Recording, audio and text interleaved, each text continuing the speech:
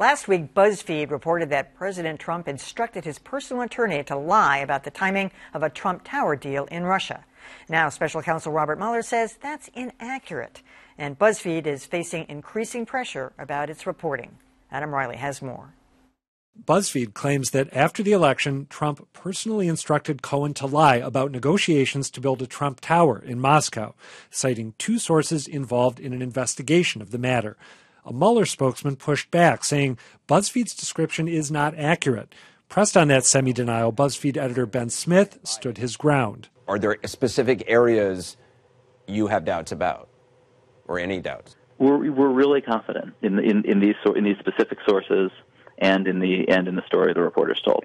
Problem is, a story that raised questions right away now seems to have some major holes. Anthony, you said on CNN on Friday that you had not seen the documents you described in the story. Jason Leopold said on MSNBC, we've seen documents. Can you explain that to us? Yeah, I can't really get into the details there. But given Mueller's unusual statement, that's probably not going to cut it. You just can't go with a charge of this magnitude, accusing the President of the United States of suborning perjury, of telling his former lawyer Michael Cohen to lie to Congress without some email or text message or document, not just a couple of anonymous sources. And if you do, they'd better be right.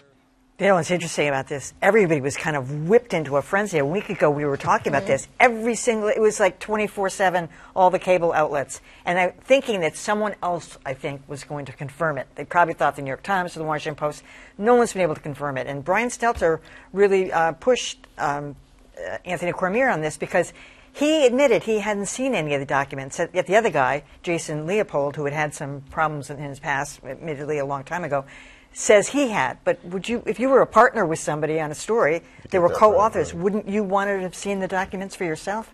I would think so, yeah. But this story is odd in that it's like there have been some denials, but they aren't. No one's really coming out and saying, your entire report is wrong, at least to this point, right? And even, what we saw in the statement that was put out was it was the way that they characterized certain things. So I think that's what makes this so difficult. Mm-hmm. I mean, they're probably not going to be pulling it back because no one really has flatly said. Yeah, because they didn't say what's inaccurate. Exactly. So you get the sense that there's truth on all sides of this, right? So they have the bulk of what they needed to have to make that story, but maybe the way they painted it is inaccurate. Mm-hmm. And that's the reason. And no one really can come out and push this story away because they know there is truth there. I wrote about this for WGBH News, and the best line came from Callie. I said, I don't know what I'm going to write. And she said, everybody is right. And I think that's it. I think everybody is right. What this makes me think of more than anything was when James Comey testified before the Senate Intelligence Committee a few days after he had been fired as FBI director. And he said that a really important New York Times story about the Russia investigation was just not accurate. Never said what the problem with it was. And the New York Times said, if he'd tell us what the problem was, we would go back and check. This feels very much the same. It also feels to me, I mean, by now we know the patterns of the president, too. And so, if somebody gives him a lifeline to say some parts of it's not accurate, then he's going to say, well, all of it's wrong. So, and I don't know Mueller, but it feels to me like it was getting a little too close to whatever he was doing, because here we are a week later and Roger Stone has been indicted. Now, that's on the not on the news side, but I'm just talking about how all these things lined up. And I think it's interesting that BuzzFeed, I don't think they're being just obstinately stubborn, will not back down and say we are wrong. So they got something they can't share.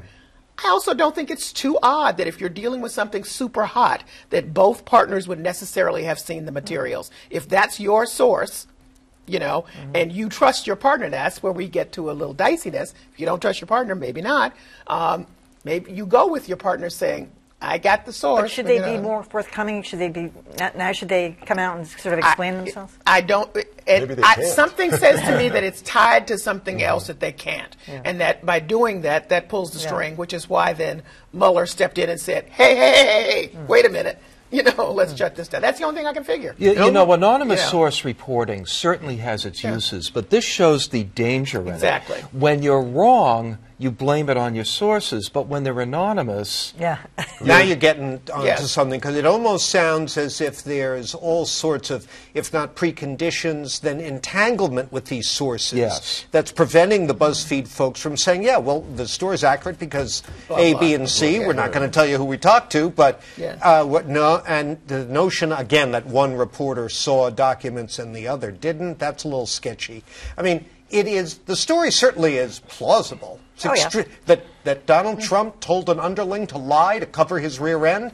It's very plausible, but just because it's plausible doesn't mean. And maybe here, and I'm torn on this, because you bet if I had what I thought was a good lead on a big piece of a story, an untold story about the blockbuster investigation of the century, at least so far, you bet I'd be all over it. On the other hand, I wonder, is this a case of, hey, just chill out a little bit, wait for the fact pattern to emerge that's really locked down before you go ahead and report something, even if it means you don't get the scoop? I don't know. I think they have something, and I'm with you on this. That you have, if you talk, even hint about what it is that you have, then it reveals your source. And I think that's all. Because if they would not be sitting on this for this long without something. I agree.